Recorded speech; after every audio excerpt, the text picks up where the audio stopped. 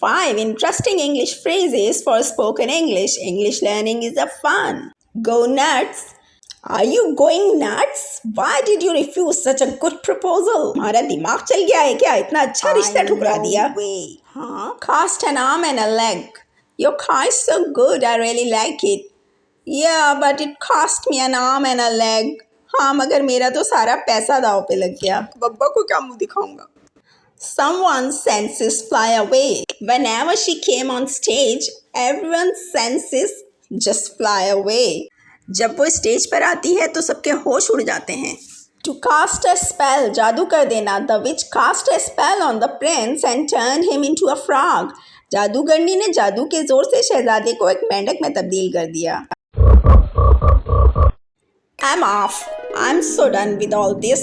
Me off now. मैं तो चली. Please like, share, subscribe. English learning.